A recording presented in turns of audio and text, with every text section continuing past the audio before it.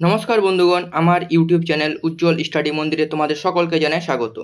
আসন্ন WP constable, Kolkata police constable এবং অন্যান্য পরীক্ষার কথা মাথায় রেখে তোমাদের মাঝে নিয়ে এসেছি কিছু গুরুত্বপূর্ণ এবং খুব কমনযোগ্য জিকের প্রশ্ন উত্তর, যেগুলো কোনো না কোনো পরীক্ষায় এসেছে এবং আপকামিং পরীক্ষাগুলোতেও আসবেই। আর থাম্বনেলে যেটা লেখা ছিল বা লেখা আছে যে এভাবে পড়লে 70% কমন পাওয়া যাবে। তো কিভাবে পড়লে 70% কমন পাওয়া যাবে, চলো দেখা যাক আজকের প্রথম কোশ্চেন দিয়ে। আজকের প্রথম কোশ্চেন হলো, ভারত কখন আন্তর্জাতিক সুনামি সতর্কীকরণ ব্যবস্থা গ্রহণ করে? উত্তর হবে 2005 সালে। পরের কোশ্চেন, মধ্যপ্রদেশের শিবপুরী জাতীয় উদ্যান নিচের কোনটির জন্য বিখ্যাত? উত্তর হবে চিতাবাঘ ও দাগযুক্ত হরিণের জন্য। এবার মধ্যপ্রদেশের কিছু জাতীয় উদ্যান সম্বন্ধে জানা যাক। যেমন কানহা জাতীয় উদ্যান 1955 সালে নির্মিত হয়েছিল। সম্পর্কিত তথ্য, এটি মধ্যপ্রদেশের বৃহত্তম জাতীয় উদ্যান। 1974 সালে এটি এমপির প্রথম ব্যাঘ্র প্রকল্পে পরিণত হয়। এখানে গোন্ড ও বৈগা উপজাতি পাওয়া যায়। বান্ধবগড় জাতীয় উদ্যান 1968। 1993 সালে এটি প্রজেক্ট টাইগারের অন্তর্ভুক্ত হয়। বান্ধবগড়ে ভারতের সবচেয়ে বেশি বাঘের ঘনত্ব রয়েছে। মাধব জাতীয় উদ্যান 1958, এটিরই আর এক নাম শিবপুরী জাতীয় উদ্যান। পার্কের পাশ দিয়ে বয়ে গেছে মণিহারি নদী। ন্যাশনাল হাইওয়ে 46 মানে আগ্রা মুম্বাই রোড পার্কের মধ্য দিয়ে গেছে। পেঞ্চ বা প্রিয়দর্শিনী জাতীয় উদ্যান 1975, এটি মহারাষ্ট্রের সাথে সীমানা ভাগ করে এবং এমপির দক্ষিণ অংশে অবস্থিত। পেঞ্চ নদী পার্কের মধ্য দিয়ে চলে গেছে। মধ্যপ্রদেশের এই জাতীয় উদ্যানটি বিশ্ব ব্যাংকের অভয়ারণ্য সংরক্ষণ প্রকল্পের আওতায় রয়েছে। এটি মংলি ল্যান্ড হিসাবে বিকশিত হচ্ছে। রুডওয়ার্ড কিপলিং উপন্যাস দ্য জঙ্গল বুক এই বনের উপর ভিত্তি করেই লেখা হয়েছিল। এবার সাতপুরা জাতীয় উদ্যান 1981।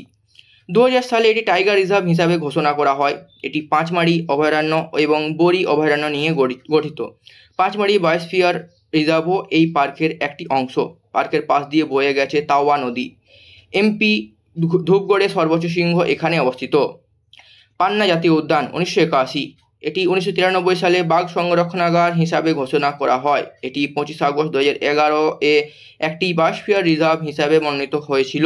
এটিতে রাজ্যের একমাত্র সরীসৃপ পার্ক রয়েছে। এছাড়াও রয়েছে শকুন সুরক্ষা কেন্দ্র। সঞ্জয় গান্ধী ধুবরি জাতীয় উদ্যান 1981, সবচেয়ে বেশি সংখ্যক দাগযুক্ত হরিণ পাওয়া গেছে এখানেই। এবার ফসিল জাতীয় উদ্যান 1983, এটি এমপির সবচেয়ে ছোট জাতীয় উদ্যান। ডাইনোসরস ফসিল জাতীয় উদ্যান 2010, এটি মধ্যপ্রদেশের দ্বিতীয় ফসিল জাতীয় উদ্যান। এটি বাঘ জবত নদীর তীরে অবস্থিত। পালপুর কুনো জাতীয় উদ্যান 2018, এটি এর মধ্যে দিয়ে বয়ে গেছে কুনো নদী। পার্কে আফ্রিকান চিতা পুনর্বর্ধনের কারণে এটি খবরে রয়েছে। 8টি চিতা নামিবিয়া থেকে আনা হয়েছিল। এটি একটি এশিয়ান গির সিংহ স্থানান্তর স্থান হিসেবেও বেছে নেওয়া হয়েছে। এবার পরের কোশ্চেন, ধানসিঁড়ি নিচের কোন নদীর উপনদী? উত্তর হবে ব্রহ্মপুত্র।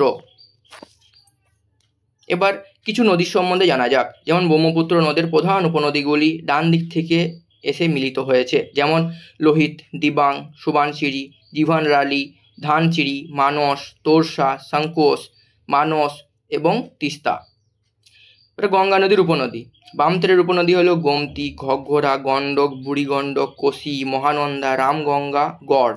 আর ডান দিকের নদীগুলো হলো যমুনা, সোন, পুনপুন, ফাল্গু, চন্দন, অজয়, দামোদর, রূপনারায়ণ, তমসা। এই তমসাকে টনও বলা হয়।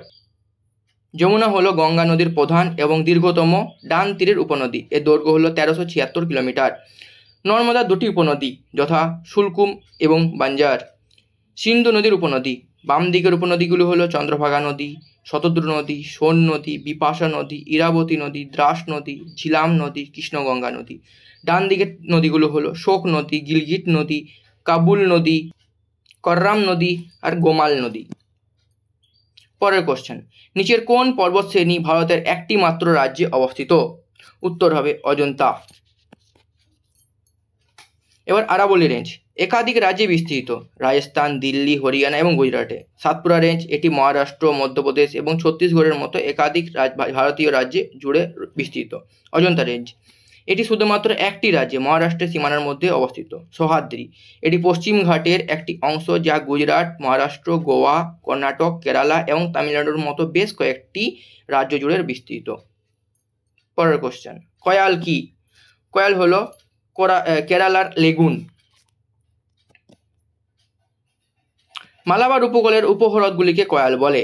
ভূ আন্দোলনের ফলে ভারতের মালাবার উপকূলের বহুবার উত্থান ও পতনের চিহ্ন স্বরূপ বহু জলাভূমি লক্ষ্য করা যায়, যাদের স্থানীয় ভাষায় কয়াল বলে, যেমন ভেম্বানাদ কয়াল। পরের কোশ্চেন, পাকস্থলী ও ক্ষুদ্রান্ত থেকে লিভারে পুষ্টি সমৃদ্ধ রক্ত সরবরাহকারী বাহিকার নাম কি?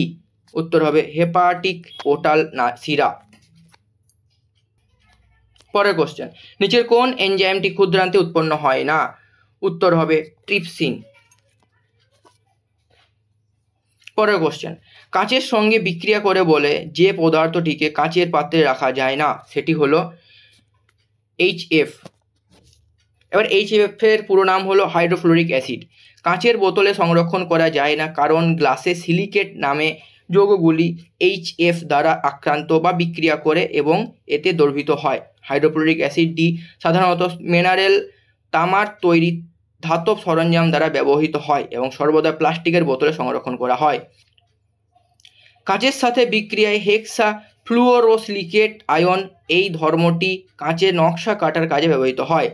নাইট্রিক অ্যাসিড HNO3 বর্ণহীন, ধূমায়মান এবং অত্যন্ত ক্ষয়কারী তরল। এটি অ্যাকোয়া ফর্টিস বা কঠিন জল এর ল্যাটিন নাম এবং নাইটার স্পিরিট নামেও পরিচিত।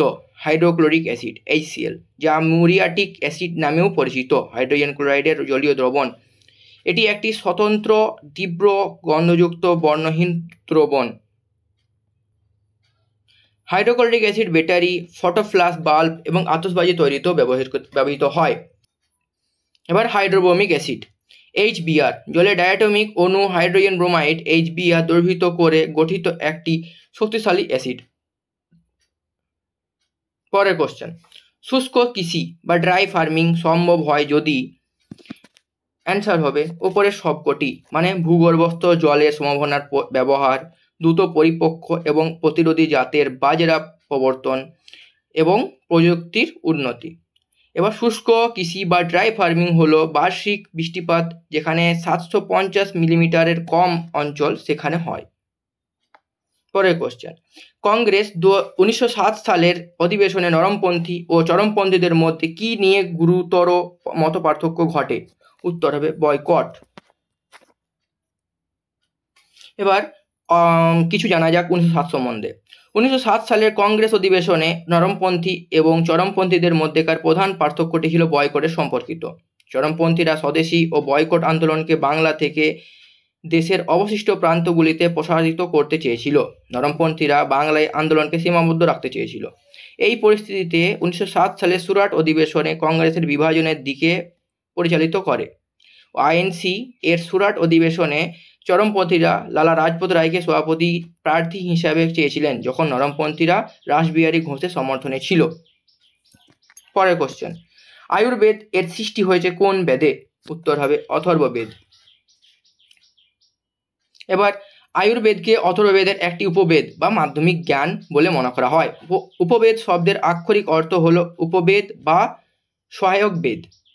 উপবেদ হলো বিভিন্ন বিষয়ে 4টি বিশেষ গ্রন্থ যা 4টি প্রধান বেদের সহায়ক বলে বিবেচিত হয়।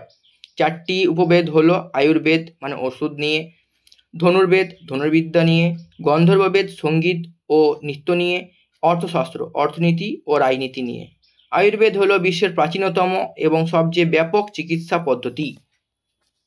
পরের কোশ্চেন, যদি পৃথিবীর ব্যাস ও ভর বর্তমান মানের দ্বিগুণ হতো তবে পৃথিবী পৃষ্ঠে কোনো বস্তুর ওজন কত হবে?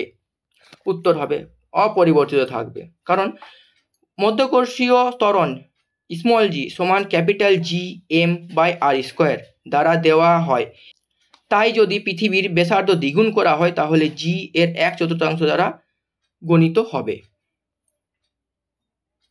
চা পাতায় কোন ভিটামিন থাকে? উত্তর হবে ভিটামিন বি কমপ্লেক্স। এবার বাকি ভিটামিনগুলো সম্বন্ধে জানা যাক। যেমন ভিটামিন এ এর রাসায়নিক নাম হলো রেটিনল। তাপ, আলো বা বাতাসের সংস্পর্শে এলে ভিটামিন এ সহজেই ধ্বংসপ্রাপ্ত হয়ে যায়। ভিটামিন এ একটি চর্বি দ্রবণীয় ভিটামিন। ভিটামিন এ এর অভাবে রাতকানা রোগ হয়। ভিটামিন এ মূলত ক্যারোটিন থেকে তৈরি হয়।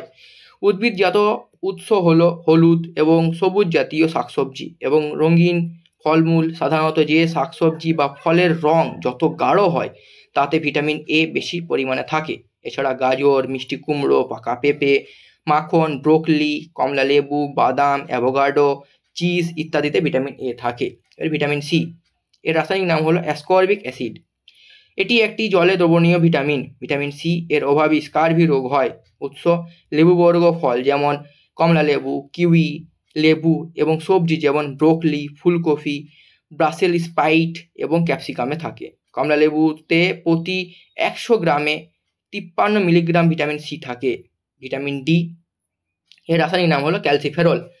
এটি একটি চর্বি দ্রবণীয় ভিটামিন। ভিটামিন ডি এর অভাবে রিকেট এবং অস্টিওম্যালেসিয়া হয়।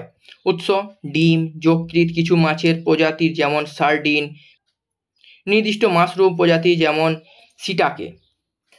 পরের কোশ্চেন, নাবার্ড কত সালে প্রতিষ্ঠিত হয়? উত্তর হবে 1982 সালে। এবার নাবার্ডের পুরো নাম এবং নাবার্ড সম্বন্ধে জানা যাক। National bank for agriculture and rural development, এটা হলো নাবার্ডের পুরো নাম।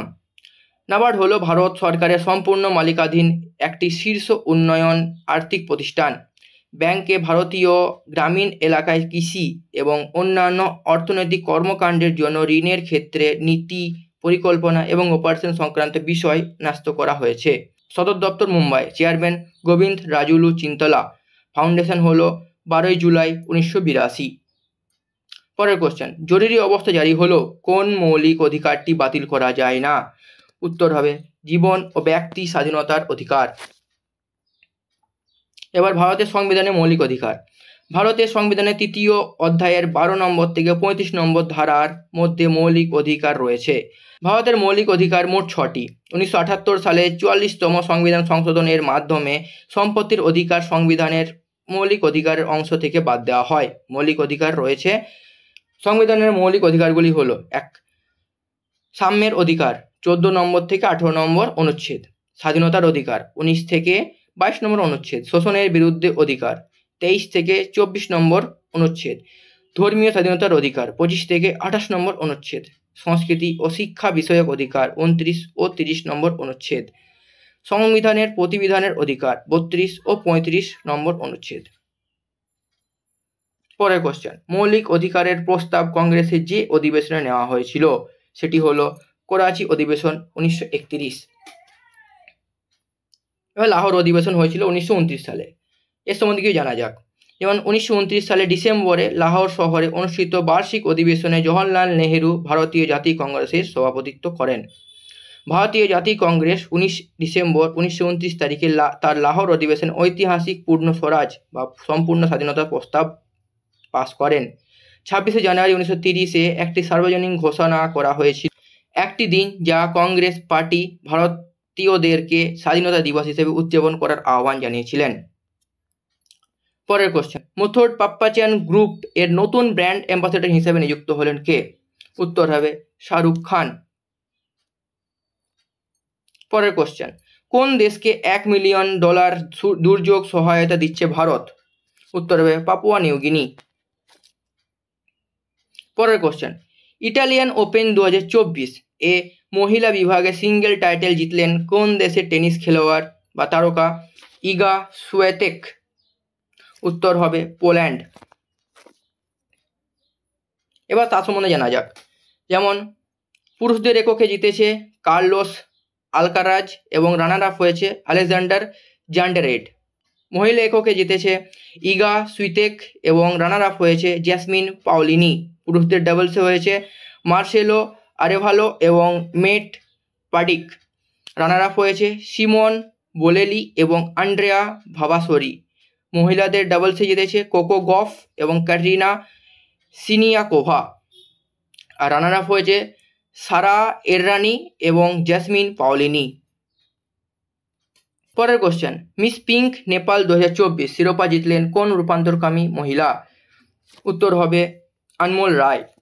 তো এই ছিল আজকের 20টি প্রশ্ন উত্তর, যেগুলো খুবই গুরুত্বপূর্ণ এবং আপকামিং পরীক্ষাগুলোতে অবশ্যই কমন পাওয়া যাবে। ভিডিওটি ভালো লেগে থাকলে লাইক, শেয়ার এবং সাবস্ক্রাইব করতে ভুলবেন না। তাহলে আজকের ভিডিও এই পর্যন্তই, দেখা হচ্ছে পরের ভিডিওতে। নমস্কার।